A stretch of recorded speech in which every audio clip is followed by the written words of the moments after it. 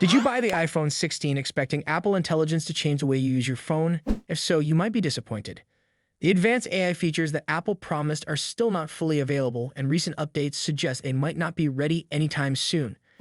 Apple CEO Tim Cook recently confirmed that the new and improved Siri will arrive in the next several months, which hints at even further delays. Apple Intelligence was one of the biggest selling points of the iPhone 16, but right now, users don't have access to most of its features. Instead of a smart AI that can manage tasks across apps, Apple Intelligence currently does little more than writing assistants, emoji generation, and basic notification summaries. While Apple's marketing made it sound like a revolutionary upgrade, the reality is quite different. The most anticipated feature, the upgraded Siri, is still missing. Initially, the new Siri was expected to launch in April alongside iOS 18.4. However, industry insiders now believe that Apple Intelligence might not be fully ready until 2026. If this is true, iPhone 16 owners will be left waiting for years before they get the features they were promised. Apple's rollout seems rushed and incomplete, making some users question if the iPhone 16 was even worth buying. This delay could be a major problem for Apple. The iPhone 16 was marketed with two key features, Apple Intelligence and the new camera control button. While the camera control button is a nice addition, Apple Intelligence was supposed to be the game changer. Both added features not available in all regions and a delayed Siri update, the iPhone 16 is starting to feel like an unfinished product. Some users might even decide to skip this model and wait for the iPhone 17 instead. Another issue is that Apple Intelligence is not available in every country. Users in the European Union, for example, have a different version of the iPhone 16 with certain features missing due to legal and regulatory issues. This means that even when Apple Intelligence finally rolls out, it won't provide the same experience for all users worldwide. This kind of inconsistency can be frustrating for customers who expect to get the same features regardless of where they live. Despite the delays, Tim Cook remains confident about Apple Intelligence. During a recent earnings call, he described the upcoming AI tools as features that once you use them, you won't be able to live without. That's a strong statement, but it raises an important question. Will Apple's AI really be worth the wait? Right now, most consumers don't see smartphone AI as a must-have feature, but that could change if Apple delivers something truly innovative. Meanwhile, Apple isn't the only company focusing on AI in smartphones. Samsung recently introduced its Galaxy S25 series, which also highlights AI as a major feature. At the Galaxy Unpacked event, Samsung showcased its AI-powered tools, but many of them feel like slightly improved versions of what's already available. If Apple is delaying its AI features to perfect them, it will need to offer something far beyond what competitors are already doing. The smartphone industry is moving towards AI-driven experiences, but the technology is still in its early stages. Right now, AI in phones is mostly used for minor conveniences, like text generation and camera enhancements. If Apple Intelligence is going to stand out, it needs to go beyond simple features and truly change the way people use their iPhones. Have you ever wondered which phone model people are buying the most when a new lineup is released? Samsung just launched its Galaxy S25 series, and it looks like one phone is really standing out above the others. In this video, we're going to talk about which Galaxy S25 model is getting the most attention and how it's doing in the market. Last week, Samsung revealed 3 new phones in their Galaxy S25 series: the Galaxy S25, the Galaxy S25 Plus, and the Galaxy S25 Ultra. Along with these, Samsung surprised everyone by announcing a new Galaxy S25 Edge, but this phone won't be available until later this year, so for now, we have just 3 models to choose from. So, which of these 3 is winning the hearts of Samsung fans? According to a report from South Korea's ET News, it's clear that the Galaxy S25 Ultra is the favorite.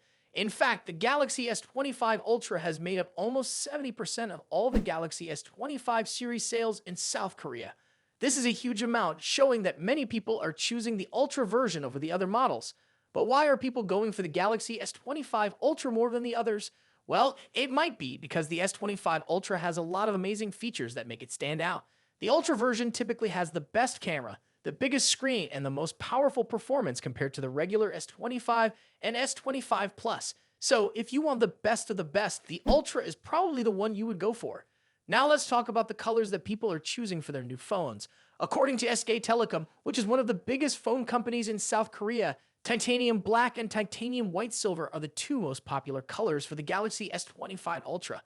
These colors seem to be getting a lot of love, and it's easy to see why. Both colors look sleek and modern, making the phone look even more premium. On the other hand, the Galaxy S25 and Galaxy S25 Plus aren't being left behind. Even though the Ultra is the most popular, people are still buying the regular S25 and S25 Plus models. The colors people are picking for these phones are ice blue and silver shadow. Ice blue is a cool and calming color, while silver shadow looks shiny and elegant. These two colors are definitely catching the eye of many buyers. The thing to keep in mind is that the demand for the Galaxy S25 series in South Korea is similar to the demand for the previous year's Galaxy S24 series.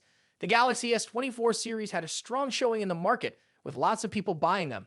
So, seeing the same level of interest for the Galaxy S25 shows that Samsung's phones continue to be popular among customers.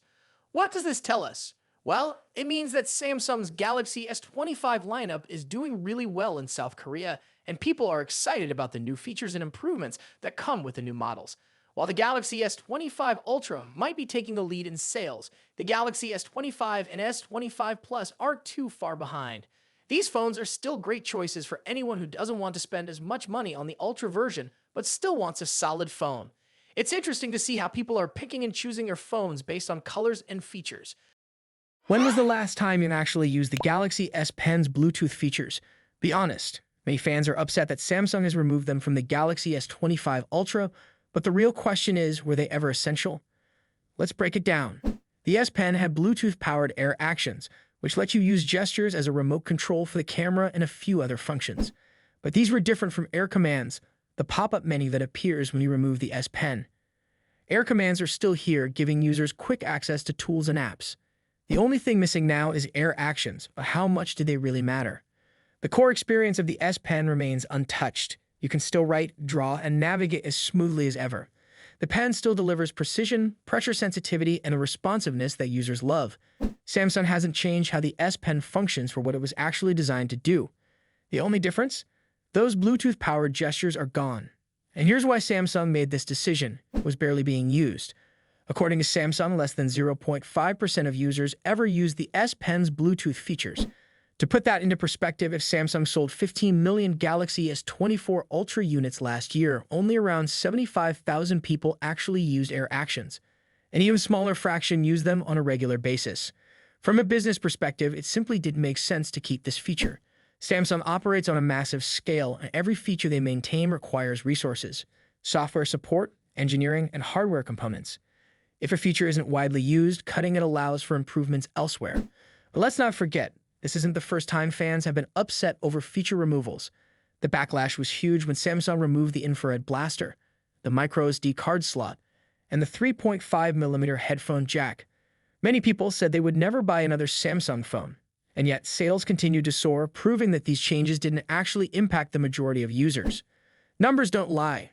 Samsung introduced Bluetooth functionality for the S Pen with a vision, but over time, it became clear that most people weren't using it. Instead of holding onto an underused feature, Samsung chose to focus on real improvements. Removing the Bluetooth features helped make the Galaxy S25 Ultra thinner and lighter. They also likely reduced production costs, which may have prevented a rumored price increase. Under TM Rowe's leadership, Samsung has been focused on meaningful innovation, improving the user experience while maintaining business viability. During an interview in South Korea, he made it clear that the goal is to refine both hardware and software for the best possible experience.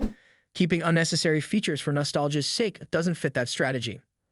It's understandable that some people will still be frustrated, but let's be honest, this change isn't a deal breaker. The vast majority of users won't even notice the absence of Air Actions. What they will notice is a sleeker, lighter device that offers a refined experience. Progress requires change. If Samsung kept every outdated or underused feature, its phones would be cluttered with unnecessary extras. The company has to evolve to stay ahead, and sometimes that means making tough choices. So was removing the S Pen's Bluetooth features the right decision? Let us know in the comments. And if you enjoyed this video, don't forget to like and subscribe for more updates on the latest tech.